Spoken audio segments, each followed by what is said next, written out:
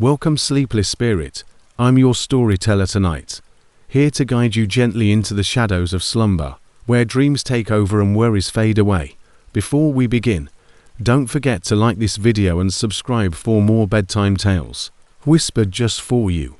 Let me know in the comments, where in the world are you watching from, and what time is it as you listen tonight? And if there's a story you've been longing to hear, something spooky, something comforting, tell me. I'm always listening. Now, tuck yourself in. Let the darkness wrap around you like a warm blanket. It's time to let go and drift into the story. Still remember the way her eyes would linger a bit too long when she was angry. The way her jaw would tighten like she was holding something back. Not tears, not words, something darker. We dated for just over a month. Her name was Kira. She was beautiful. No denying that. Sharp cheekbones, wide brown eyes, short dyed blue hair. She constantly tucked behind her ears. I met her through a co-worker who thought we'd be a good match. At first, we were. The first couple of weeks were fun. We'd go for late night drives, watch horror movies, and take long walks in Pinebrook Park, a wooded area near the edge of town. It had a small pond, some picnic tables, and barely any lighting at night. I liked it for its peace. She liked it for the shadows, but Kira had a temper. Little things would set her off. One time, I was 10 minutes late to dinner, and she went completely silent for the rest of the night. Another time, I laughed at a joke someone else made about horoscopes, and she stormed off mid. I tried to be patient, I really did, but by week 4, I was exhausted. She'd accused me of hiding things when I went to visit my mom. Accused me of changing because I didn't respond to her texts fast enough. I started pulling back emotionally just to protect myself. Eventually, she said, "Maybe this isn't working." I agreed. And that was that. Also, I thought. 2.5 weeks later, on a quiet Tuesday evening, I got a text from her. "Kira, hey, I know this is random, but I really need to talk to you. Can you meet me at Pinebrook Park, 10 p.m, please?" I stared at the message. The easy answer would have been no, but I'm not the kind of person who leaves things unresolved, and part of me wanted to know what she had to say. Maybe she needed closure, maybe I did, too. Besides, it wasn't like I was scared of her. Kira could be dramatic, but I never thought she was dangerous. I texted back, "Me, okay, I'll be there." At 9:45 p.m, I left my house, walking the short distance to Pinebrook Park. The air was warm, the kind of summer night where everything feels still. Crickets chirped in the distance, and the trees swayed in a light breeze. By 1:00 p.m. sharp, I arrived and texted her, "Me, I'm here. Where are you?" A moment later, she responded, "Kira, go to the picnic table near the woods.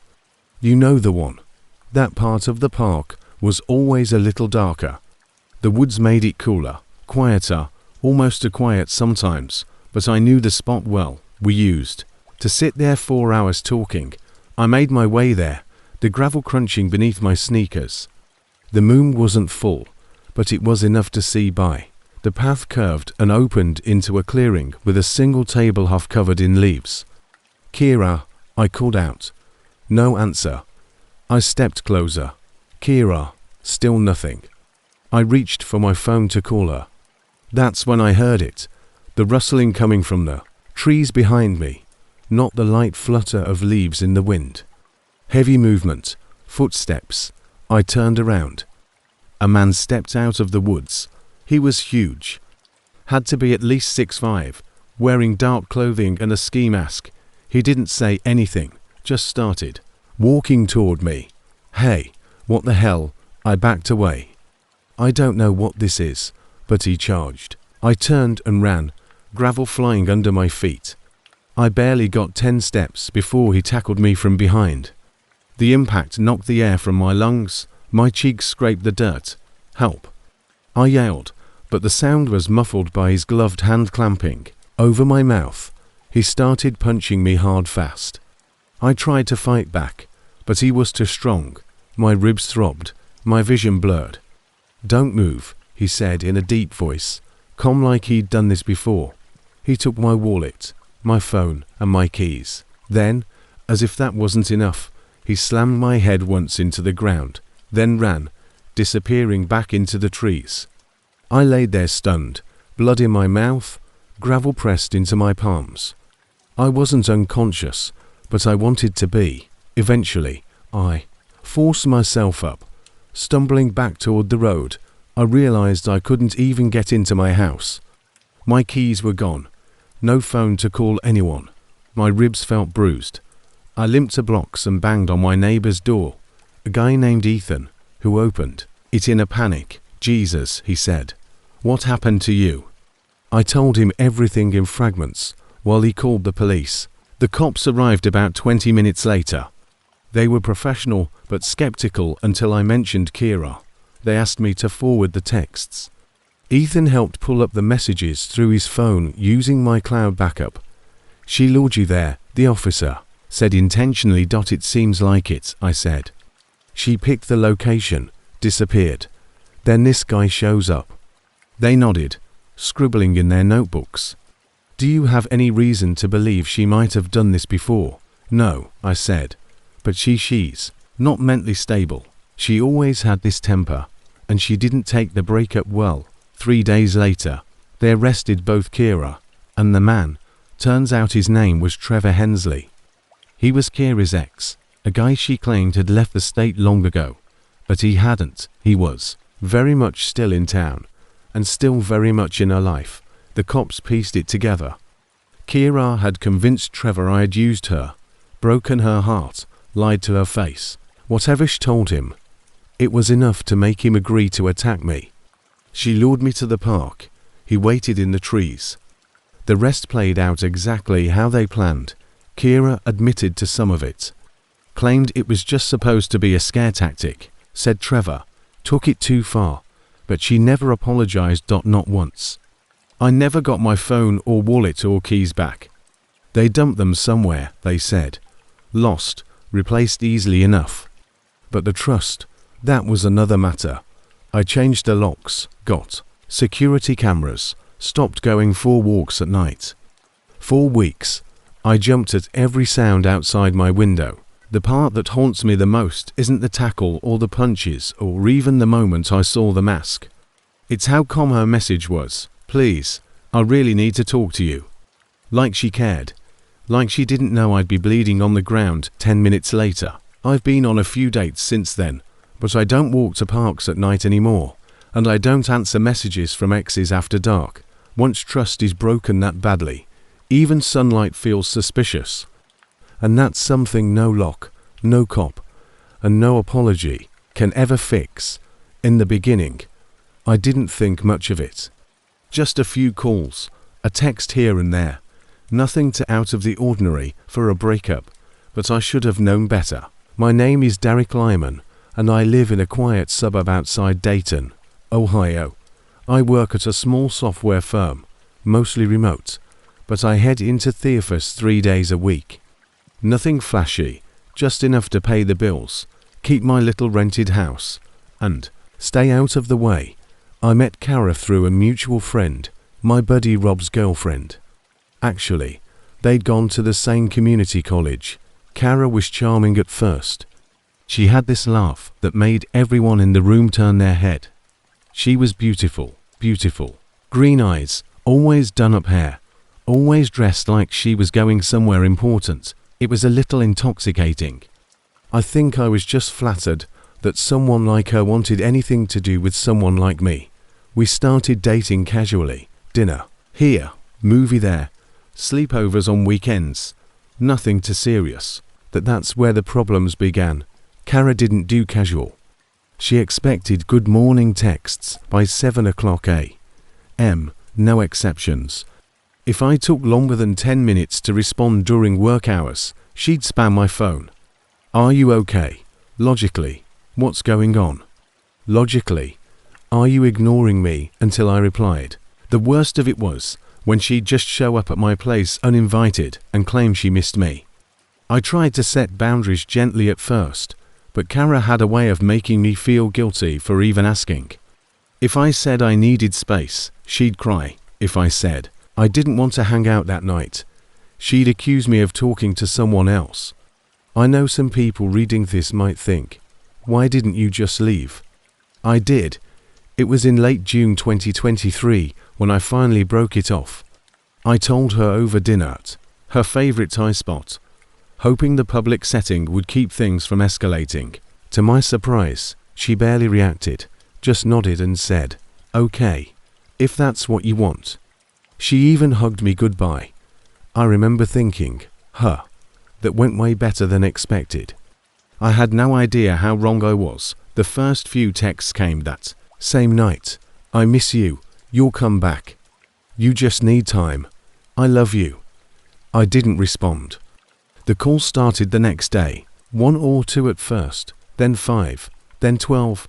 I picked up once, and she started crying immediately, begging me to come over and fix this. I told her it was over and I needed space. "I can't do this without you," she said. I hung up. By the end of July, I had blocked her on everything: phone, socials, email. I told Rob what was going on, and even he seemed surprised at me how intense it had gotten. He promised to talk to his girlfriend and see if she could help Kara move on. Things went quiet for a while, too quiet. August 2nd, 2023. I came home from work, put my bag down, and saw glass shimmering across the floor in my front hallway. At first, I thought my cat had knocked over a lamp or something. Then I looked up. My front window was shattered, not cracked, not chipped, shattered. Like something heavy had been thrown through it. My stomach dropped. I froze for a second. Everything in me screamed, "Get out of the house!" But I also couldn't ignore the possibility that someone might still be inside. I grabbed the small bat I kept by the door and checked every room. Heart pounding like a war drum. Nothing. No signs of forced entry other than the window. No drawers riffled through. TV still there. Laptop still on the coffee table. Nothing was stolen. Just the window. I filed a police report. They couldn't do much without a suspect, but they documented the damage and advised me to install cameras. "I'll take care of it," I said, more embarrassed than scared. But inside, I had a sinking feeling. August 11th, my alarm didn't go off. Not because I forgot to set it, because I woke up to a flat tire. Correction, 4 flat tires, every one of them, slashed. Now, it wasn't just unnerving. It was personal. I didn't want to believe Kara could go this far, but who else could it be? I'd never had any other enemies, no bad breakups, no arguments with neighbors. I unblocked her number and texted, "I know what you did. Stay away from me." No response. I sent another. "You're going to get arrested. I've already told the cops." Still nothing. I didn't sleep well that night. By the time August 17th rolled around, I had cameras installed, motion, lights up, and a stronger deadbolt on the front door. I tried to pretend life was normal, but I was always on edge. I jumped at every bump in the night, slept with my phone under my pillow, kept the bat closer than ever. At 3:18 a.m., I was jolted awake by the sound of shattering glass again. This time, I didn't hesitate. I ran out of the bedroom, flipped the hall light on, and saw the back window above the kitchen sink completely destroyed. Glass everywhere, curtains fluttering in the breeze. I didn't even grab the bat this time. I bolted outside, scanning the yard. Nothing, just shadows in my own breath clouding the air. I called the police again. They arrived 10 minutes later.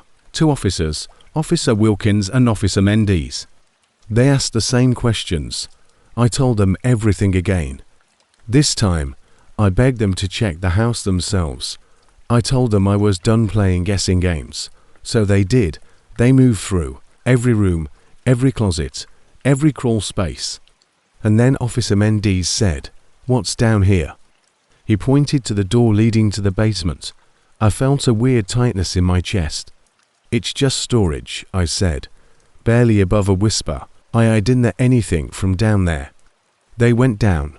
A full 5 minutes passed. Then I heard Wilkins call out, "Sir, we need you to come here." My legs felt like jelly. I descended the steps slowly. Halfway down, I saw Mendes standing off to the side with his flashlight aimed at the far wall. Wilkins had Carrera in cuffs. She was sitting on an overturned bucket, hands behind her back, hair in a messy bun, face pale, mascara smeared down her cheeks. She didn't say a word. They asked me if I wanted to press charges. I said yes. She had broken into my home, damaged my property, and stalked me for weeks. I wasn't sure what she planned to do that night, but the fact that she had returned inside my home after all that made it clear that things were only going to escalate. They found a key in her purse, a copy of my house key. I still don't know how she got it. Later, I learned from Rob that she had been spiraling. Her mom was worried. She'd stopped going to her job, stopped showering, obsessed over old photos of us, told her friends we were still working things out. I wish someone had warned me sooner. Kara was eventually put on probation and court-mandated therapy. I moved, changed jobs, got a new number, even switched to a P.O. box for all my mail. It's been almost a year now. Every time I hear a window creak, my motion light turns on, my chest tightens, I sleep light. I double-check my locks. Sometimes I wake up thinking I heard her laugh. Other times I wake up from dreams of the basement. There's nothing romantic about obsession. There's nothing sweet about not letting go. Love doesn't shatter your windows. Love doesn't hide in your basement at 3 o'clock a.m. Sometimes silence doesn't mean they've moved on. Sometimes it means they're watching, and sometimes they're already inside. I never imagined I'd be telling anyone this story, not because it was a secret, but because it still doesn't make sense even to me. And if it doesn't make sense to me, how can I explain it to someone else? But I need to try. I need to get it out, not for sympathy, just clarity. It started 2 years ago, when I was living in Leeds.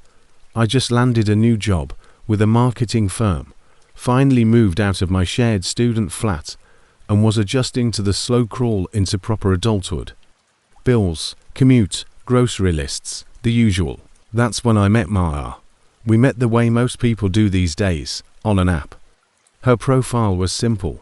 A few pictures, dark wavy hair, black hoodie, book in hand, messy bun. She looked casual, comfortable with herself. Her bio read, true crime addict, night owl, coffee snob. Be interesting or be ignored. We matched, chatted, and decided to meet for drinks. She picked the place, the Royal Park pub near Hyde Park. Her texts were witty, her banter sharp, and in person, she was just the same. Charming, sarcastic, with a dry sense of humor that caught me off guard more than once. We hit it off. We dated for about 5 months. It wasn't serious, not in the meet the parents kind of way, but it wasn't casual either. We spent weekends together, had inside jokes, sent each other memes and stupid voice notes in the middle of the night. She could be intense, sure, but I chopped that up to passion. She didn't like being ignored, and if I didn't text her back fast enough, I'd get passive. Aggressive messages like, "Guess you died, rip, let me know when the funeral is." It was funny the first few times, then it wasn't. Eventually, their relationship started to fizzle. She was too possessive. I started to pull away. The breakup wasn't messy. In fact, it was the calmest conversation we'd ever had. We met at a Costa, near the University of Leeds, sipped flat whites, and agreed to part ways. "Still friends?" she asked. "Yeah, sure," I said. And I meant it at the time. We left it at that. We didn't really talk after. Maybe a casual text now and then checking in. Nothing weird. That was until she texted me 7 months later. It was late August. I just come back from a short trip to visit family in Manchester when my phone buzzed. Maya. Hey, random. But can I ask you something weird? Me. That depends, Maya. I'm in kind of a situation. I have to move out of my flat and the next lease doesn't start for another 5 days.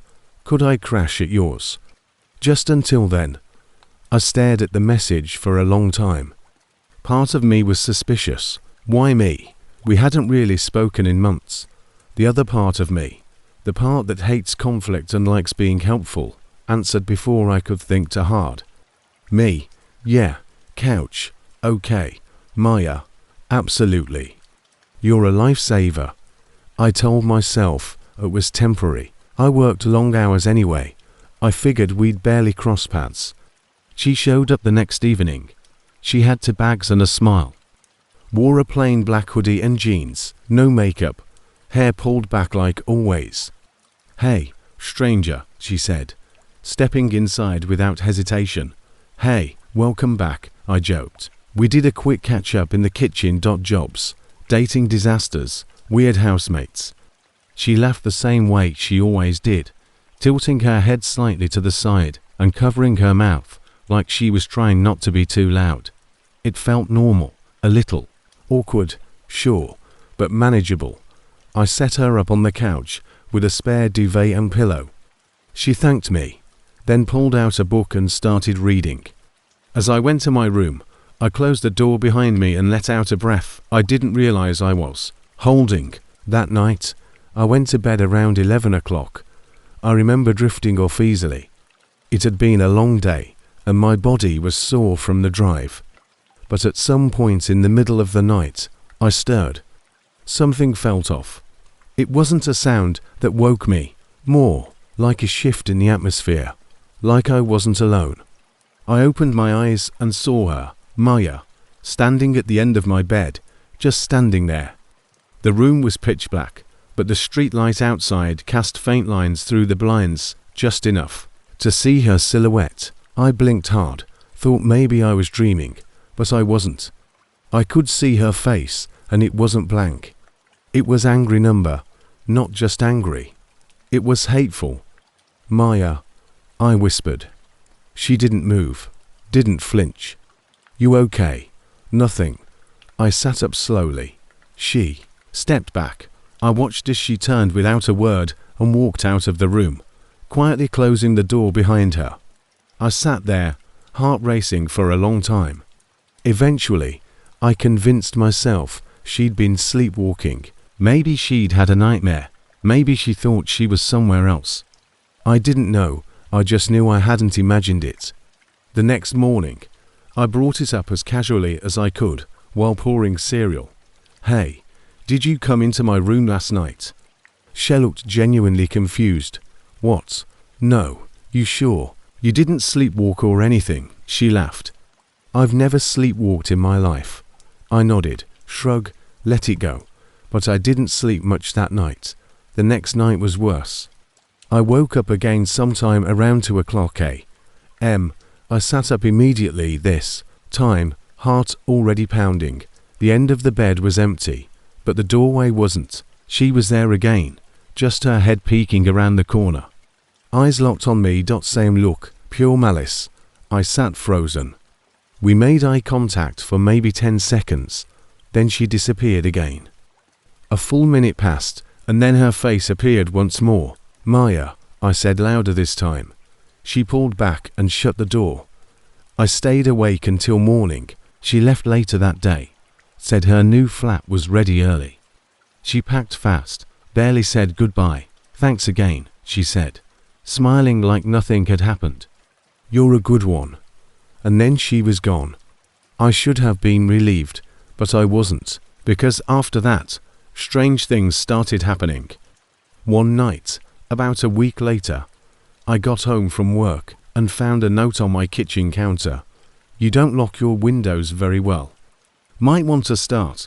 There was no name, no handwriting. I recognized. I checked every window, every lock. Nothing looked forced. I convinced myself maybe I'd left it unlocked by accident. But then came the texts. Unknown. Still sleeping. Okay. Unknown. I miss watching you. I changed my number. Then I started noticing things out of place. Drawers I didn't open, a coffee mug in the sink I didn't use, my toothbrush slightly damp when I hadn't brushed yet. And the worst. One night, I came home late, turned on my bedroom light, and found my pillow soaked in something that looked like spit. I moved immediately, found a new place across the river, in Kirkstall, told only close friends. Months passed, no contact, until one night I was walking home from a night shift. The street was empty, the air was cold, and I saw her across the road, standing under a lamppost, staring, not moving, just watching me walk by. I didn't say a word. I didn't stop. I kept walking, and I never saw her again. To this day, I don't know what was real and what wasn't. I never reported it. I had no proof, no video, no witnesses. But I know what I saw and I know what it felt like. In her eyes, I wasn't a person anymore. I was prey. I never thought I'd see her again. That's not the start of a ghost story or a poetic way to describe regret. I mean it literally. After 3 years, no messages, no mutual friends, and her completely vanishing off social media, I figured she was long gone from my life. Her name was Melanie Quinn, and 3 years ago, we were inseparable.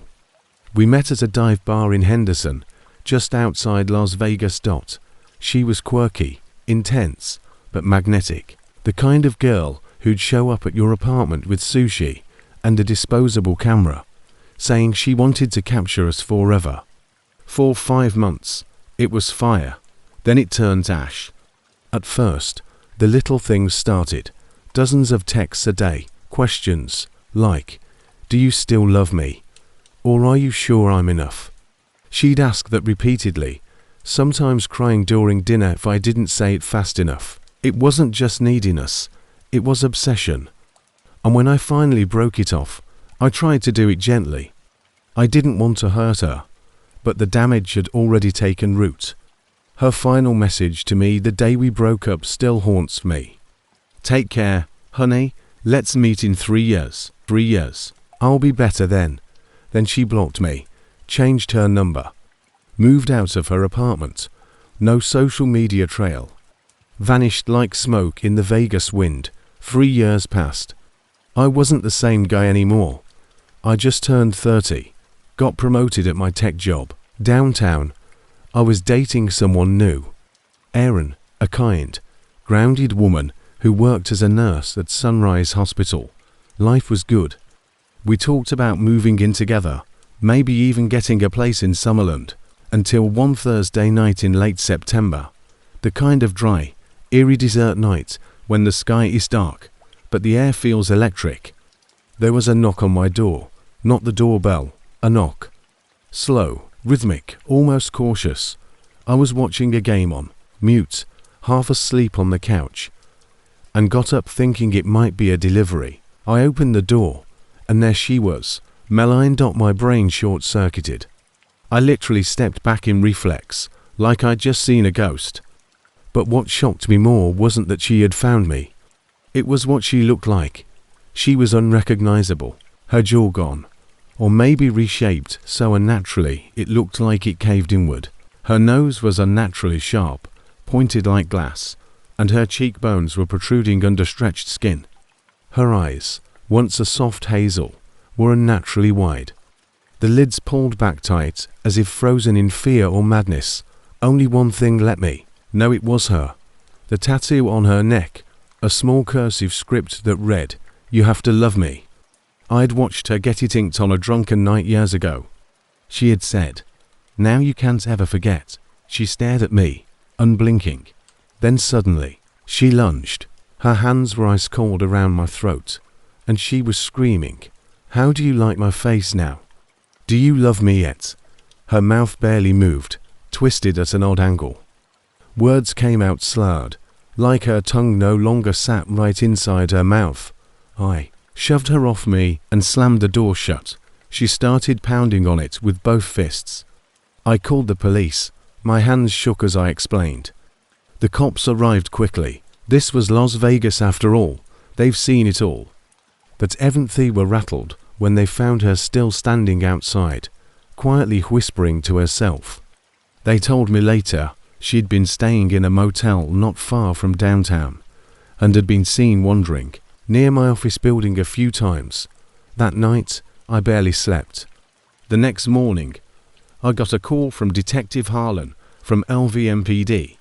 He told me that Meline had undergone more than 100 unlicensed plastic surgeries in the past 3 years, all under fake names across different border towns, and even in Mexico. Her records showed she paid cash. No paper trail. The surgeries weren't just cosmetic. They were extreme: bone shaving, eye widening, jaw dislocation, cartilage extensions. Some procedures were completely illegal, outlawed due to the dangers involved. One surgeon reported that she brought in pictures of celebrities, mannequins, anime characters, even Barbie dolls, and begged him to make her perfect. When they asked her why, all she kept saying was, "He said he didn't love me, but if I'm perfect, he will."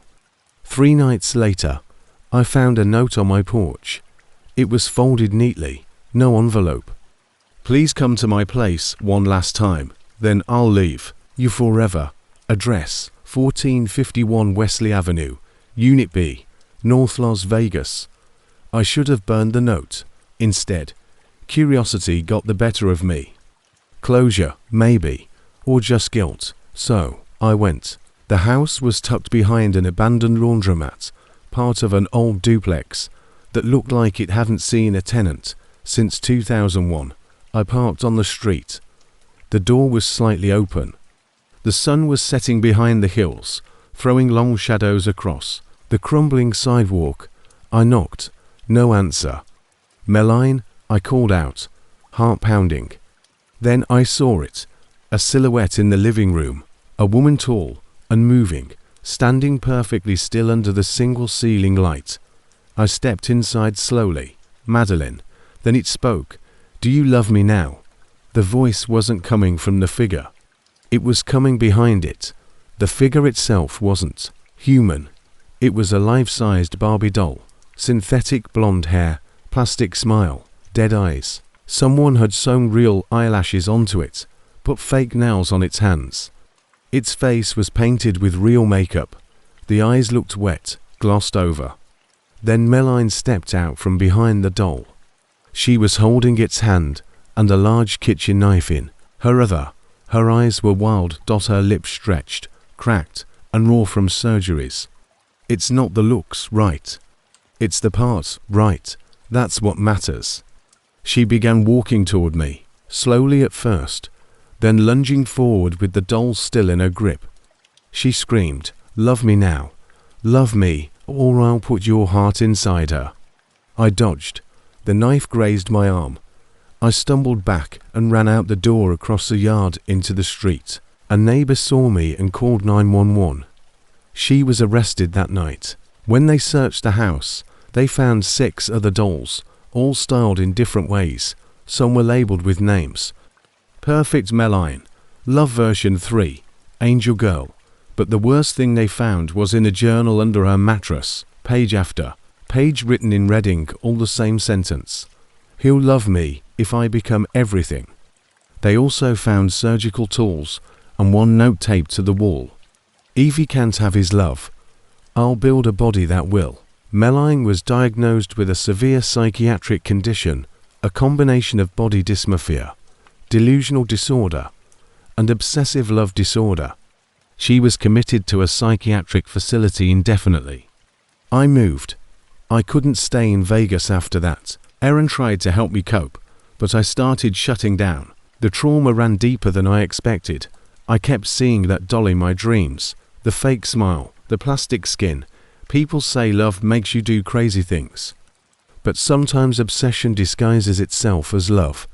And when someone believes that your love is the only thing that can fix them, they'll tear themselves apart, and you to just to feel whole again.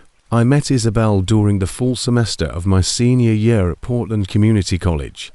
She wasn't in any of my classes, but I saw her constantly at the library on the quad, walking past the gym to my late class. Her face was hard to forget. She had that rare, timeless kind of beauty. that made people stare. Not flashy or attention-seeking, just angelic. Pale skin, honey brown hair that caught the sun just right, and soft, distant eyes, like she was always thinking about something no one else could see. People noticed her, sure, but they didn't go near her. I found out why a few weeks into the semester during lunch with my friends at the student cafe. "You know that girl, Isabel?" my buddy Tyler asked, nodding toward the window. She was walking, alone across the lawn, a closed book in her arms like always. "The quiet one?" I asked. "Yeah, why?" He smirked, but it didn't reach his eyes. "They say she's cursed." I laughed. "What is this? A ghost story?" "No, seriously," said our friend Natalie. She leaned in, lowering her voice. 3 of her exes died. The most recent one, just last summer, car accident, overdose, and 1 drowned. They all died within 6 months of dating her. "That's just messed up coincidences," I said, trying to keep my tone light. "But it's true," Natalie insisted. "Everyone on campus knows about it. It's why people stay away." Cops questioned her last time, but nothing came of it. No proof, no charges, just weird vibes. "Maybe she's just unlucky," I said, but a cold chill crawled up my spine. Anyway, from that point on, I became more aware of her. And despite the rumors, or maybe because of them, I watched her more closely. She always walked alone, ate alone, sat on a bench reading under the maple tree in the courtyard, even when it rained lightly, never with headphones, never on her phone. It was almost like she didn't belong in this time at all. 2 months later, I was studying in the library during finals week when someone pulled out the chair across from me. "Hi." I looked up, and it was her, Isabel. I blinked. "Hey." She smiled softly. "You're Josh, right?" I hesitated. "Yeah. How do you know?" "I've seen you around," she said. And her voice was calm, sweet, and low, like a lullaby. "You seem kind." I couldn't help it. I smiled. "Thanks. Can I sit here?" she asked. "Sure. Yeah, of course." She pulled out a notebook and started writing quietly. We sat together for almost an hour. No real conversation, just an occasional smile exchanged between reading breaks. It was peaceful, comfortable. At the end, she packed up and turned to me. "There's a place I've been wanting to go to," she said. "Would you go with me?" I paused. "What kind of place?" She tilted her head. "It's not far, just somewhere peaceful. I don't usually ask people things like this, but I want to go with you." My brain flashed with the stories, the rumors, the 3 dead guys. But looking into her eyes, she looked so sincere, so lonely. "Sure," I said before I could overthink it. We started dating not long after that. It was slow at first. A coffee here, a walk around Laurelhurst Park there. She never used social media, didn't even have an Instagram. Her phone was old, cracked, and barely used. She read a lot of spiritual books, mysticism, religion, New Age stuff. I asked her once what she believed in, and she said, "I believe that heaven is real, that it's not far, not in the sky, just very close, but only some people can reach it." I thought it was poetic nonsense, but she said it with such conviction, like it was fact. Despite all the warnings, I found myself drawn to her, addicted even. Her presence was soothing. She was gentle, calm. She remembered everything I told her, made me tea when I was sick, held my hand in a way that felt like she meant it. The rumors faded in my head. I rationalized. 3 deaths over 3 years. That doesn't prove anything. And when people warned me, I just brushed it off. It felt good. Being with her felt good, until one night, we were in her apartment, a small, 2nd-floor studio just off Division Street. Minimalist, but strangely peaceful. She lit candles instead of using lamps. Always played soft, ancient-sounding music. Her bookshelf was lined with theology texts and worn journals with her handwriting. That evening, after dinner, She sat next to me on the couch and stared out the window for a long time. Then she turned to me and said, "Don't you want to go to heaven?" I laughed a little. What? She was still looking out the window. I do. I've prayed about it for years, and now I know the time is near. I stared at her, unsure if this was a metaphor or a mental health issue. I asked God. She continued, and he told me the house is ready for both of us. I swallowed hard. You mean like dying? No, she said. Not dying, just crossing over. He told me the world is too heavy for people like us. It's why I never fit in. But he said, we'll be happy there. Then she reached into her bag and pulled out a thermos. She handed it to me. I made us something. Chamomile, honey, valerian. It'll help us. Cross gently. I didn't take it. Isabel, I said. What's in this? She smiled, but her eyes were serious. It's love. I wouldn't give you anything that would hurt you. You know that, right? I stood up. She didn't. You're scaring me, I said. She looked heartbroken. I thought you understood. I thought you felt it, too. That longing. That ache. I know you feel it. I saw it in your eyes the day we met. I backed away toward the door. Josh, please, she said, her voice cracking. Don't leave me here. Not again. They all left. They didn't understand, but you do. I know you do. I opened the door. She stood up and shouted, tears streaming down her face. We're citizens of heaven. I ran. I blocked her number. Never answered her texts or calls. Changed my walk to class. Avoided the library. Told people we broke up, and they just gave me this look like they expected it. Like they were just relieved I was alive. 3 weeks later, the police called me. They needed me to answer some questions. A man, 27 years old, had been found dead in a park on the outskirts of the city. Toxicology showed he had consumed a cocktail of sedatives and opioids. His body was dressed all in white, and when officers arrived, Isabel was kneeling beside him, eyes closed, whispering prayers. When questioned, she smiled and said, "My boyfriend just arrived in heaven." She was arrested on the spot. During her interrogation, she told the detectives, "He's not dead. He's in heaven. God said the house was ready." He opened the door. I only helped him step through it. They found journals in her apartment, dozens of them. She had recorded everything. Her mission, her prayers, and detailed descriptions of crossings, all 3 previous men. She had been there when they died. She hadn't pushed them or stabbed them or pulled the trigger, but she had guided them with drinks, with rituals, with her voice. There was just never proof until now. I was called in to testify. It was the hardest thing I've ever done. She saw me in court. Her face lit up when I entered like she thought I came to join her. When I took the stand, she mouthed, "We belong together." I looked away.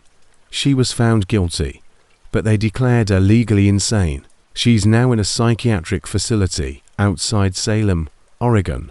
Life sentence, no parole. I still see her in dreams sometimes, standing under the maple tree, smiling with that same soft look in her eyes, holding out her hand. "Come with me," she says. And behind her, there's a house glowing white in the distance. I always wake up before I answer, but for a moment, I wonder, what if it really is there? What if she wasn't insane at all? What if heaven is real and I left her at gates? I wasn't looking for love when I left my parents' house and moved into a 1-bedroom apartment in the San Fernando Valley. I was 22, working full-time as a plumber for a small family-owned business in Los Angeles. Things were finally falling into place, steady income, quiet nights, and the kind of independence I'd craved since high school. My name is Ryan Keller, and I'll never forget what happened that summer. It started like any normal workday. It was mid-June, brutally hot, even at 9 o'clock in the morning. I had an appointment in West Hollywood to fix a couple of busted pipes in an old Spanish-style home. The job wasn't anything complicated, but I remember it clearly because that's the first time I met Melanie. She was 22, just a few months older than me, The homeowners were her parents, friendly people, very laid back, but she was the one who answered the door. She wore a faded pink Floyd shirt, had a messy bun, no makeup, and still looked like someone who belonged on a movie set. She offered me water, kept asking questions while I worked about my tools, the kind of places I get called to, whether I had a girlfriend. At the time, I didn't, and honestly, I thought she was just being polite. But when she slipped me her number on a piece of scrap paper and winked, I realized she was serious. We texted later that night. One thing led to another. Within a week, we were going out. 2 months later, she moved in. It all happened fast, too fast in hindsight. But at the time, it felt exciting. I'd never had someone like her before. She was funny, unpredictable, full of energy. She'd leave handwritten notes in my lunchbox, send me random selfies, cook elaborate meals when I got home. But as the weeks passed, that energy shifted. It got heavy. The first time I saw the cracks was at a small taco joint in Rita. We were eating outside, and I got a text from my co-worker James about a scheduling change. Melanie glanced at my phone and immediately froze. "Who's Kayla?" she asked. "What, Kayla?" "That girl who sent you the heart emoji last week. I saw it when you opened your Instagram."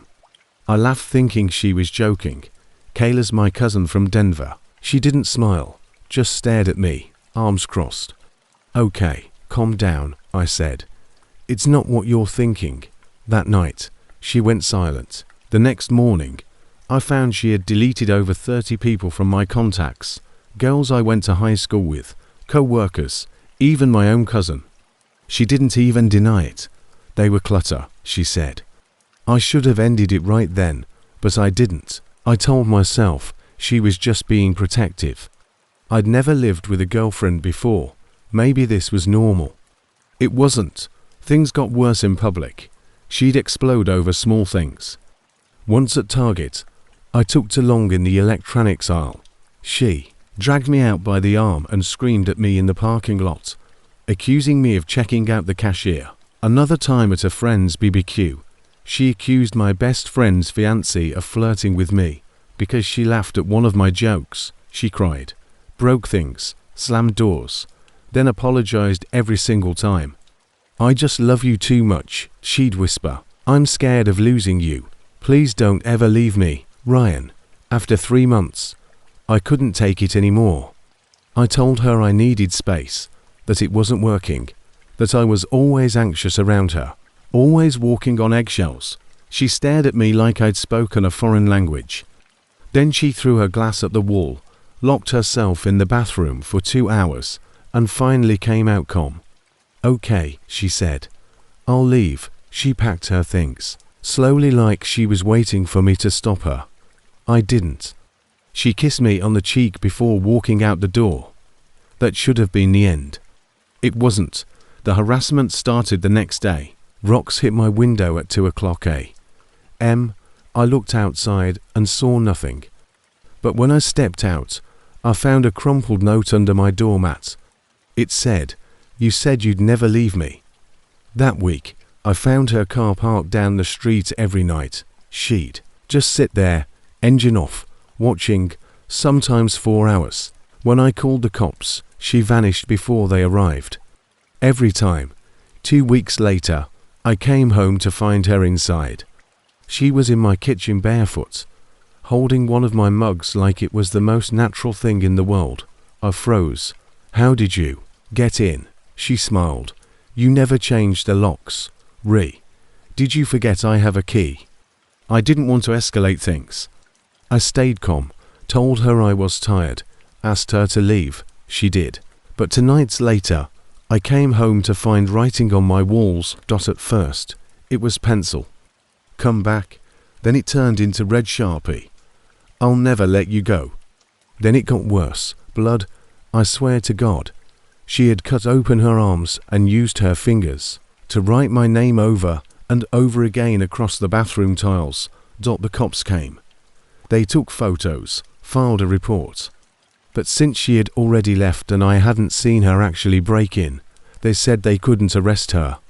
I changed the locks that night, upgraded to a security system the next day. But Melanie wasn't done. She started showing up at my parents' house in Burbank.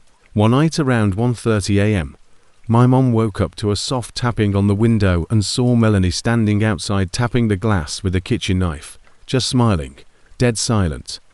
My mom had a panic attack. My dad called the police, but again, Melanie was gone by the time they got there. That was the last straw. I started sleeping at my parents' place, kept my phone on silent, stopped going to work for a week. I was exhausted, terrified. I filed for a restraining order, but those take time, weeks, months sometimes. The final night changed everything. It was to 13 a.m. I remember, because I looked at my phone the moment I heard the noise. Tap, tap, tap on the bedroom window. I got up, walked to the curtain, and there she was. Melanie, pale, sunken cheeks, wild eyes, big grin. She looked like she hadn't slept in days. She didn't blink. "Come out," she whispered. I could hear her clear as day. I stormed out the front door, heart pounding, and shouted at her, "Melanie, stop this. Stay the hell away from me and my family." She didn't move. Then she screamed in a long, high-pitched, broken scream and charged at me with a knife. I barely reacted in time. I punched her hard right across the jaw. She hit the pavement unconscious. I called 911, told them everything. I didn't even hang up until the cops arrived. They arrested her on the spot. They found my old house key in her bra along with photos of me, strands of my hair, and a piece of my mail with my address circled in red ink. It was like something out of a horror movie. Melanie was sentenced to 5 years in a psychiatric correctional facility to being declared unstable and dangerous. The court mandated long-term treatment due to her history of violence, stalking, and self-harm. We moved. My parents sold their house. I left the valley, changed my number, my car, everything. I'm in San Diego now, working for a different company. Quiet apartment, few friends, no relationships. I still don't sleep well. Some nights I wake up to the sound of tapping. Even when it's nothing, just wind. But I always check because Melanie's sentence will end in less than 2 years. And I know she hasn't forgotten me. I don't think she ever will. I never imagined that getting into a relationship could eventually lead me to fear for my freedom, my safety, even my sanity. My name is Jason Grant. I'm 26 now, married, and a proud father of 2. But 6 years ago, my life was a complete mess. Back then, I was 20, a mechanic working long shifts at a garage just outside of Knoxville, Tennessee. I had recently moved out of my parents' house, finally trying to build a life of my own. That's when I met Sierra. At first, Sierra seemed like a dream. She was 22, smart, beautiful, and passionate about music. We met at a local open mic night. She sang. I fixed the soundboard that wouldn't stop buzzing. She thought that was cool. I thought she was magnetic. And for the first couple of months, everything was fine, better than fine. She'd drop by the shop with lunch. We'd spent long nights binge watching crime documentaries. And she always had this way of making me feel like I was the only person in the world that mattered. Looking back, I realize now that wasn't love. It was possession. The first red flag came barely 3 months into our relationship. I'd made plans to catch a movie with my friend Malik, someone I'd known since middle school. When I told Sierra, she froze. Then she started crying. Not just soft tears, sobbing like someone died. "What's wrong?" I asked. "You'd rather spend time with him than me," she whispered. "It's just a movie, babe. You and I spent the last 5 nights together. I'll be back home in 2 hours. She didn't respond. She just stared at the floor, tears still streaming down her face. After that night, I never saw Malik again. Not because he stopped calling, but because I stopped picking up. It wasn't always that dramatic. Sometimes it was subtle, like how she'd twist every story until I felt like the bad guy. You didn't text me back fast enough would turn into you don't care about me. Or if I came home 5 minutes late from work, it became, were you seeing someone else? At first, I tried to reassure her. Then I tried to ignore it. Then I started lying just to avoid her reactions. And somewhere along the line, I realized I was scared of her. I tried to break up with her once about a year into the relationship.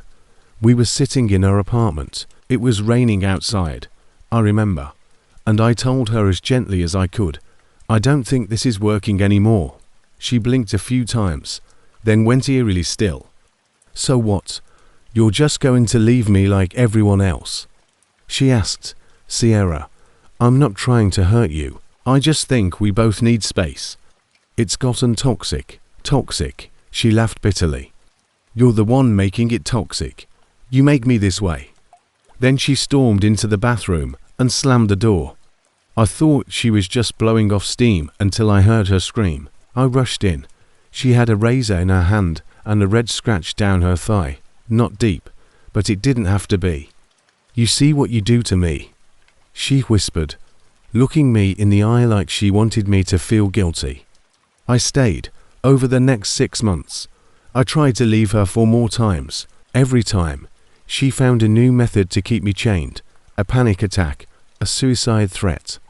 One time she called my mom crying that I had abandoned her. Another time she texted photos of her wrists covered in ink to look like blood. I hated myself. I hated who I'd become.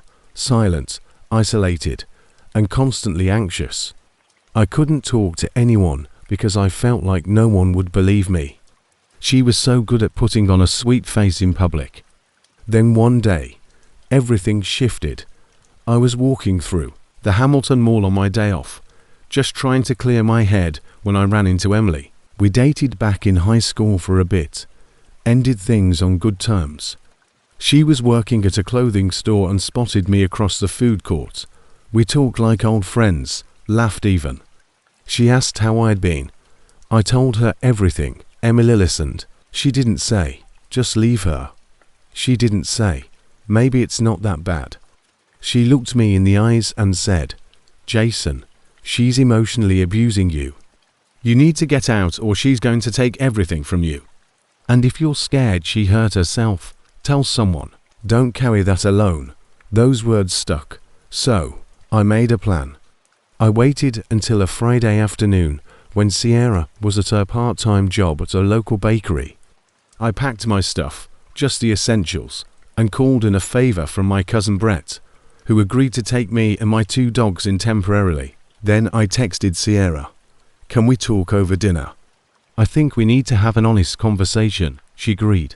We met at a small Italian restaurant. She seemed nervous, but calm. I kept things short and direct. I'm leaving, Sierra.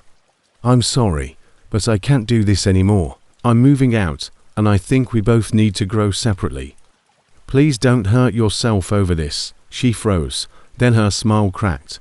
You're serious? Yes, you bastard. She stood up, knocked her glass of water onto the table, and stormed out. That night, I moved back in with Brett. My mom called, worried. My dad didn't say much, but offered to help if things got messy. Brett's girlfriend was nervous about the drama following me into their house, but I promised it would be temporary. It wasn't. 2 nights later, I woke up to pounding on the door at 3 a.m. It was the cops. Are you Jason Grant? Yes, sir. We have a report filed against you by a Miss Sierra Lane. She's claiming you assaulted her and stole cash from her apartment under threat of a weapon. You need to come with us. I was speechless. I couldn't even form a sentence. They cuffed me. Didn't read me my rights at first. I was taken downtown, sat in an icy room under buzzing fluorescent lights, while a detective asked me the same questions on repeat. Where were you between 8 o'clock p.m. and midnight 2 nights ago with my cousin? You can call him. We were playing video games. And you didn't go to Ms. Lane's single quotes as apartment. I haven't seen her since dinner. I have no key, no weapon. They didn't believe me. Sierra had bruises. She had a story. She had tears. I had an alibi and eventually DNA evidence to back me up. 2 weeks in county jail. 2 weeks of silence, fear, and staring at cinder block walls. I didn't even cry. I just sat and waited, hoping truth meant something. Eventually, the test came back. Nothing matched. I was cleared, but the damage already done. Sierra wasn't done, not even close. Over the next year, she filed for separate restraining orders, each claiming I was stalking her. She said I followed her car, texted her from burner phones, even claimed I left dead flowers on her porch. Every time I had proof I was somewhere else, my phone's GPS, receipts, testimonies. Still, the court had to investigate. It was policy. She even hired a private investigator to follow me and Emily. Yes, we got back together. We almost didn't make it through. Emily received anonymous texts threatening her. She came home one day to find her car keyed. Once she caught someone snapping photos of her from across the street, but the pie never got caught. Eventually, one judge had a no. After the 4th restraining order request, he finally snapped. "This is harassment," he said aloud in court. "The petitioner has offered no evidence and the respondent has shown consistent verifiable proof of innocence." That was the last time we saw Sierra in court. She vanished not long after, moved away from what I hear. Emily and I get married a couple of years later. We have 2 kids now, a home and peace, real peace. But sometimes when I hear a sudden knock on the door or see an unfamiliar car parked outside, I still freeze for a second. My mind still goes back to her, to the fear, to the gaslighting, to the way someone can take everything from you just by twisting your reality. If you're reading this and going through something similar, don't wait for a scar or a court date to make your move. Get out. Speak up. You deserve to be safe. As for Sierra, wherever you are, I hope you find the help you need. And I pray no one else becomes your next project. I never believed in the supernatural. Not because I thought I was too logical or smart for it. It just never happened to me. No haunted mirrors, no creepy whispers, no glowing eyes in the dark. My life had always been boring in the best way. Wake up, eat breakfast, bike to university, finish my part-time shift at the bookstore, and head home. I lived in a small riverside town called Fairbridge, tucked away in the southern part of New Zealand. Picture slow, misty mornings, streets, lined with wilting willow trees and locals who always knew each other's dogs by name. My dad, Robert Marsh, was a retired schoolteacher. We lived in an aging house just a 5-minute walk from the riverbank. It was peaceful, predictable, and safe until I met Claire Morgan. Claire changed everything. We met during the summer before my 3rd year of university. I was 20 then, working the evening shift at a dusty second-hand bookstore called Spine and Paper. Claire came in wearing this vintage grey coat, black boots, and a scarf wrapped way too tightly for the mild weather. She looked like she belonged in another decade, 50s, maybe 60s. She didn't smile. She didn't even really look at me. She just said, "Do you have any books on lucid dreaming?" Her voice was soft but firm, and for reasons I couldn't explain. I instantly wanted her to stay longer. We talked slowly over a few visits, first about dreams, then about music, then about how she never liked technology and still used a flip phone. She was odd in an enchanting way. After about 3 weeks, I asked if she wanted to grab coffee sometime. She said yes without hesitation. That was how it started. Our first date felt different. I can't describe it better than that. We walked by the river at sunset. She didn't talk much, but when she did, her words were intense, like she was always halfway through some deep thought. "I used to sleepwalk," she said, "watching the water. My parents would find me standing outside just staring." "That's creepy," I laughed. She looked at me dead serious. It was. Something about her fascinated me. Maybe it was the mystery. Or maybe I was just lonely. I hadn't dated since high school. And Claire, she was beautiful in an old world kind of way. Long dark hair, pale skin, the way she never wore makeup, but somehow looked ethereal. We started spending more time together. She never wanted to meet in crowds, never wanted to go to restaurants or pubs. Always quiet parks, empty fields, or my house. I found it romantic, at first, like we were the only two people in the world. But slowly the strangers started creeping in. Claire never let me visit her place. She said it was too messy, but I never saw so much as a photo of her home. She also refused to use social media, and I never met her parents or any of her friends. One night, we were lying on the grass behind my house, staring at the stars like we often did. She whispered, "Do you believe souls can be split?" I thought she meant metaphorically. I guess I said like people not knowing who they really are. "No," she said, turning to me. "I mean literally like what if someone's soul broke in half and one part stayed behind." I didn't know what to say. Then she added, "Sometimes I feel like part of me doesn't belong here." I thought it was just poetic talk, maybe trauma. I didn't push her on it. Looking back, I should have.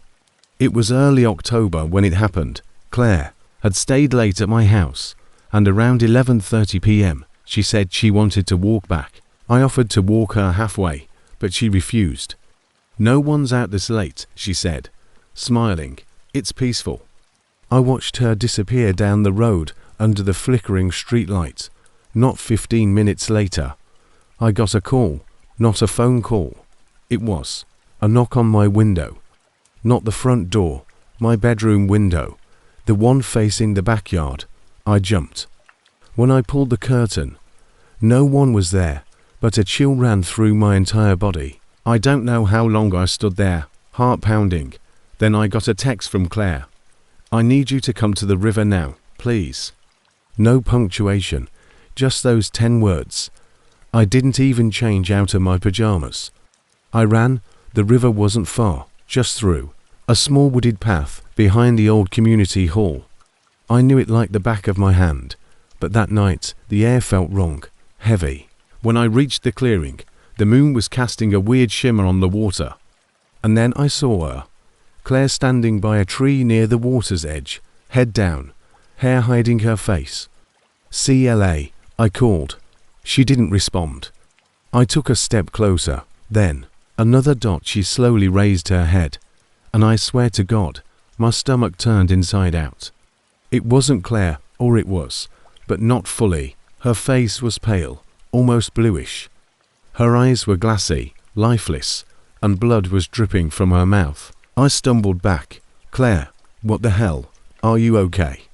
She just stood there, and then without moving her lips, I heard her voice in my head. "Don't uncover me." I blacked out. I woke up in my bed. My clothes were wet, muddy. My hands were trembling. My dad was in the kitchen reading the newspaper, like nothing had happened. I checked my phone. No message from Claire. I tried calling. The line was dead. I biked to the bookstore to see if she'd shown up. Nothing. I asked around campus. No one had seen her. That entire day was a blur, like the hours were melting. That night, I dreamt of her again, standing by the river, head down, whispering, "You saw too much." I filed a missing person report. The officer, Detective Michael Lane, was kind, but clearly skeptical. "Are you sure she exists?" he asked. "No phone number, no address, no photos." "You said she didn't even use social media." "She's real," I said, firmly. "We've been dating for almost 2 months." He nodded slowly. "Well, we'll look into it." But I could see it in his eyes. He didn't believe me. No one did. I started digging old town archives, historical records, anything I could find about the river, the tree, the stretch of land where I saw her. And I found something. An old article from 1964. Local woman drowns after alleged possession.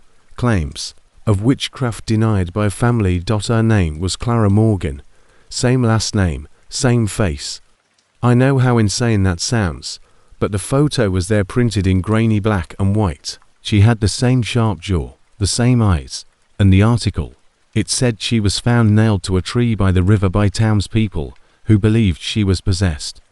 They claimed she lured young men into the woods at night, that she whispered to them, that some came back, changed, others didn't come back at all. They said she died at 2. Claire was 22.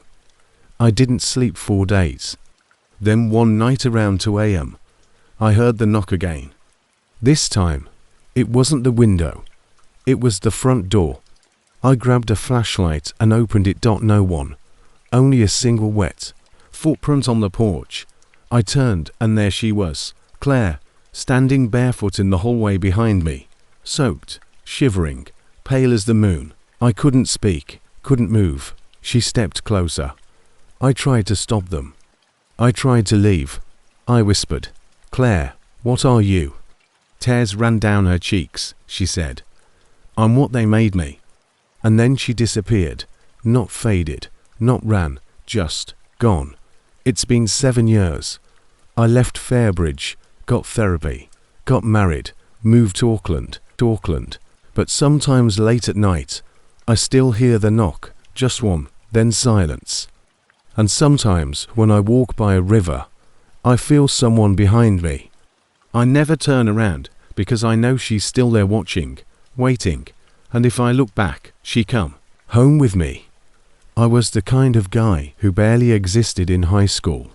If I wasn't in the back row of class doodling nonsense, or half asleep with my hoodie up, I was probably pushing carts outside the local supermarket just to pay for my own lunches. I didn't party. I didn't have friends who pulled me into things. I was there. Cedar Hill was the kind of town where nothing ever really happened. Just a mix of farmland, a slow-moving river, and streets where everyone knew your dad's name before they knew yours. And in the middle of that sleepy town was her. Her name was Kara Whitmore. And to me, she was a hurricane in a glass world. Everyone noticed her, the teachers, the boys, even some of the moms during open house. She wasn't just pretty. She moved differently, like she'd already seen the world, and was just passing through our little school for fun. And me. I couldn't even look her in the eyes. I think I said a total of 0 words to her the entire 4 years. But I watched, not in a creepy way, I swear, but like you stare at a fire when you're cold. She was always sketching in her notebooks. I heard once that she wanted to go to some art college out in Chicago, open a gallery someday. I never really believed she'd stay in a place like this. Then time passed as it does. I graduated, got a job at this chain restaurant called Ember's Grill on the north end of town. I cooked on the line, cleaned the fryers, took out the trash, still invisible, still nobody until she walked in. It was a Friday night, place was packed. Country music playing to loud. Was taking orders behind the bar for extra tips when I saw her. Same sharp jawline, same almond eyes, but older now, 23, like me, and she looked right at me. Kyle, she sighed. I nearly dropped the picture in my hand. I hadn't heard my name said like that in years. It's wow, Carrera, she smiled. Not a fake smile either. It was warm, even nostalgic. You're working here. That's crazy. You were in my class, right? You sat behind me in world history. My heart was pounding. How the hell did she remember that? Before I could answer, this guy slid into the booth next to her. Broad shoulders, confident smirk, Ryan Wells, football captain, my old classmate, too. He gave me a nod like we were friends, but I could see the way Kara leaned toward him. It stung. I took their order, made some small talk, and went back to the bar. But the whole night my head was spinning. Over the next couple of weeks she came, in again and then again, sometimes with Ryan, sometimes with friends, but once, just once, she came alone. That was the first time we really talked. She asked about my life, what I'd been doing, told me she never did make it to art school, said something about her mom getting sick and needing to stay home. She'd been helping at her uncle's framing shop now, just off Miller Street. We laughed about dumb teachers. She remembered my name, remembered I liked science fiction books. She even asked if I still drew. I hadn't drawn in years, but I told her I did. I lied. That night, I went home, locked the door, buried my face in my pillow, and screamed like a kid. What the hell was happening? A week later, she came in again alone. No, Ryan. Hey, she said, leaning against the counter. You off work soon? Yeah. Why? You should come over. I want to show you something. I blinked. Like tonight, she smiled. Yeah, I've got wine and something you'll like. Trust me, I said. Yes, of course I did. She gave me her address somewhere off the old river road near the woods. A little isolated, but not far. That night, I showed up, nervous as hell. It was a one-story house, older but clean. Porch light flickering, porch swing creaking gently in the wind. I knocked. She opened the door, wearing a paint-stained sweatshirt and black jeans. Kyle, she said, grinning, come in. The first thing I noticed was that the entire floor of the living room was covered in clear plastic. She saw me glance down. Oh, ignore that, she said quickly. I'm repainting tomorrow. Don't want to get stains on the hardwood. Fair enough, but something felt off. The second thing I noticed, the paintings, framed, stretched canvas everywhere. Men in pain, men crying, men screaming. One in particular made me freeze, a man with Ryan's exact face, eyes bulging, blood coming from his mouth, body twisted on the floor like he was mid-scream. What the hell is this? I whispered. She came beside me. Calm. I call that one entropy. It's my best. So far. Can't you feel the pain, the suffering? Her voice trembled with excitement. He wouldn't stop talking about how perfect his life was. Job in Chicago. His stupid car. So, I shattered his jaw with a mallet. Took forever to get the right scream. But eventually he gave me what I needed. I took a step back. You're joking. She tilted her head. I'm not. I looked at her. Something in her eyes was wrong. They were dilated, twitching like she hadn't slept in days. I turned toward the door. She laughed soft and cold. You haven't even seen the others. I spun back. 4 other paintings, each one of a man I'd never met, but all in agony. One had spiders crawling over him. One had his limbs tied to ropes. Another was mid-fall with knives stuck in his back. Art, she said, is purest when it's honest. And humans are only honest when they're dying. I said nothing. My knees locked up, my mouth went dry. She turned and walked toward the kitchen. You know that quote, art is pain. It's not just a metaphor. It's the truth. When she came back, she was holding a frozen medieval mace, the kind you'd see in a museum. Kyle, she said, her voice sweet as syrup, it's your turn. I've been planning your painting 4 days. I bolted. She swung the mace and narrowly missed my head. It smashed against the door frame, sending wood flying. I crashed through the front door, slipped once on the porch plastic, and rolled off the steps. She screamed after me. Come back. I haven't finished your portrait. I ran into the night, didn't stop until I reached the main road. Called the cops with shaking fingers. They raided her house the next morning. Found blood in the bathtub, a locked freezer in the garage with 4 bodies. One of them confirmed as Ryan Wells. She'd beaten him to death with a hammer. The other 3 were never reported missing, just drifters, out-half-towners, disposable, the paintings. Each one matched a corpse. She was arrested, charged with 4 counts of first-degree murder, and sentenced to life without parole. I didn't leave my bed for a week, didn't talk to anyone. Sometimes I think about that night, how close I came. If I'd tripped on the plastic, if I hadn't unlocked that damn door fast enough, I'd be a painting, a masterpiece. But not for the reasons anyone would be proud of. And I never draw anymore, not after that. I don't want to know what lies behind the frame. I always believed the worst someone could do in a relationship was lie or cheat. That's what I thought until I met Olivia. It didn't start off scary. In fact, it was one of the happiest times of my life.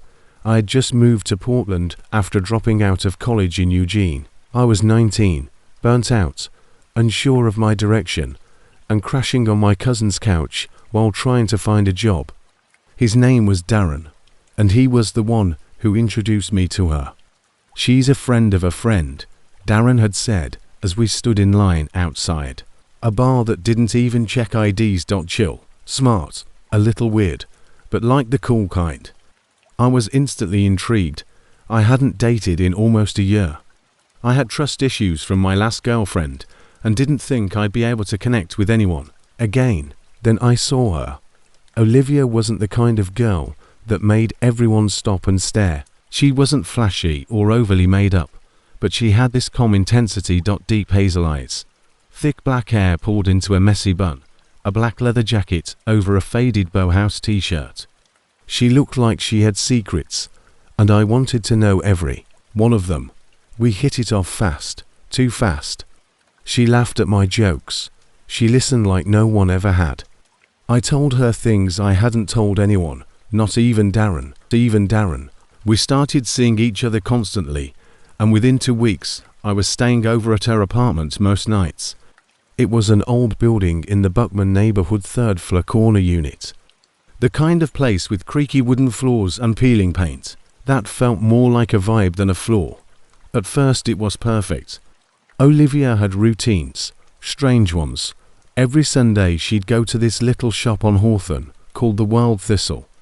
They sold herbs, crystals, candles, books with titles like Blood, Magic, The Red Path, and Transference of Will. I thought it was quirky new age stuff like half the girls in Portland. She never forced anything on me. Not really. But the more time we spent together, the more I found myself adjusting to her world. She didn't like mirrors. She made me cover mine when I moved in. Said they reflected too much energy. She hated loud music, so I stopped playing mine. She burned black candles and sage in every room and whispered to them under her breath. She'd stay up late sometimes, writing in a thick leather-bound journal with symbols I didn't recognize. Still, I stayed. I told myself it was harmless, artistic. That's what love does. It makes you rationalize things that should make you run. About 2 months in, she asked me to dye my hair black. I laughed, thinking she was joking. She wasn't. "You'd look more aligned," she said. I didn't know what that meant, but I wanted to make her happy, so I did it. Then she suggested I grow a beard. Said it would ground me. Then came the clothes, dark, heavy layers, strange jewelry she made me wear. It didn't happen overnight, but piece by piece, I became someone else. Even my voice changed. I started talking slower, quieter. Not because she told me to, but because she looked at me differently when I did. Darren noticed before I did. "Bro, you good?" He asked one night when I met him for coffee. "You look like you haven't slept in a month, and your vibe is off." I shrug it off. But deep down, I knew something wasn't right. The worst part was I didn't care. It was a rainy Tuesday night when Darren came to visit. I hadn't seen him in months. Olivia said he gave her strange feelings, so I stopped inviting him over. But he showed up unannounced, said he was worried. Said I didn't answer his texts. "I thought you moved or something," he said, standing in the hallway, soaked and shivering. Olivia was out. I let him in. "You want coffee?" I asked. He blinked. "Since when do you drink coffee? You used to hate hot drinks." I didn't answer. I just went to the kitchen and put on the kettle. We talked awkwardly. I didn't know how to explain how empty I felt, like I was here, but also not. Like I was watching someone else live my life. At one point, Darren excused himself to use the bathroom. He didn't come back for 10 minutes. When he did, he looked pale, shaken. "Evan," he said quietly, "what's in that back room?" "The one with the red curtain." I froze. "That room's private," I muttered. He stared at me. "I saw what's in there." He described it exactly. A large red pentagram painted on the hardwood floor, black candles at each point, a bowl filled with ash and what looked like teeth, and something in the center, what he called a stone slab or altar. My hands were shaking. She told me never to. Go in there, I said. You've never seen it, he asked. I shook my head. Then Olivia walked in. She didn't scream, didn't flinch. She looked at Darren like she'd been expecting him. You weren't invited, she said calmly. Darren stood up, staring at her. You've been doing things to him, he said. He's not himself. She smiled. He's more himself than he's ever been. Then she turned to me. Don't listen to him. He wants to pull you away. He wants to break the circle. Something in her voice, low, commanding, inhuman, snapped me out of it. I looked at Darren, looked at her, and I ran. We didn't make it far.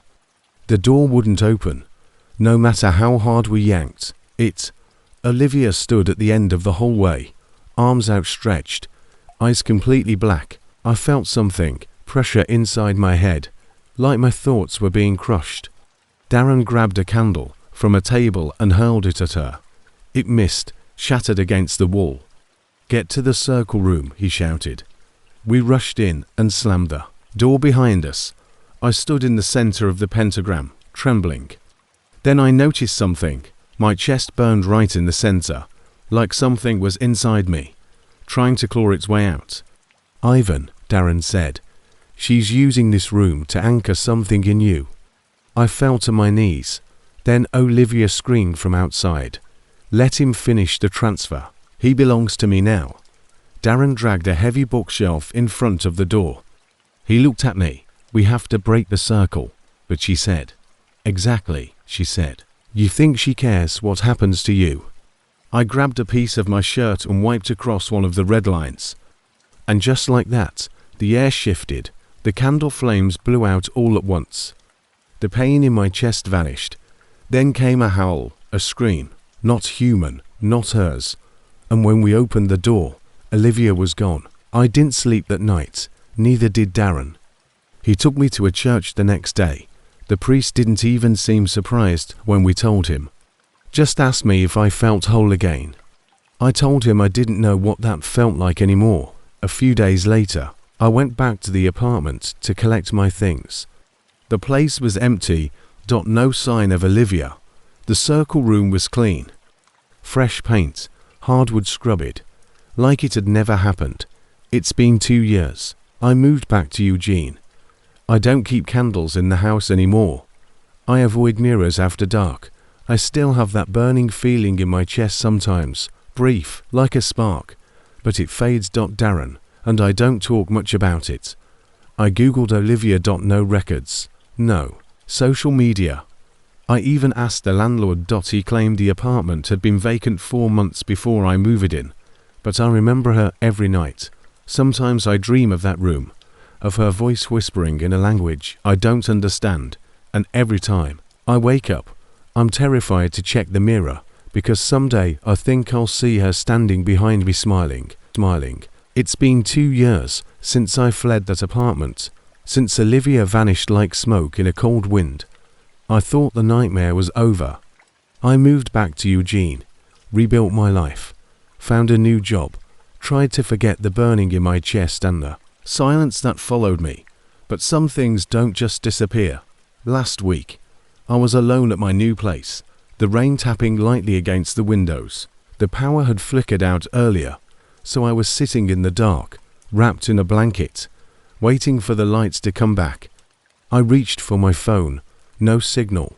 Then I heard it.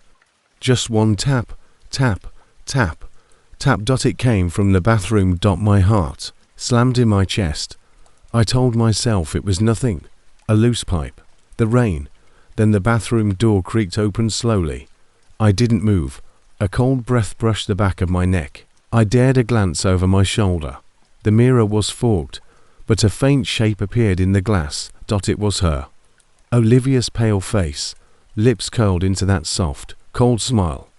Her eyes black as voids, reflecting nothing but dark. She whispered something I couldn't understand. The language from that leather-bound journal. I wanted to scream, but no sound came out. She raised a hand and traced a symbol on the mirror's surface, the same pentagram I'd tried to erase. Then she faded, leaving a chill that settled deep into my bones. I smashed the mirror with my fist, shards cutting into my skin, but the image lingered in my mind. I'm writing this now because I can't tell anyone. They wouldn't believe me. They'd say it's guilt, PTSD, or stress, but I know the truth.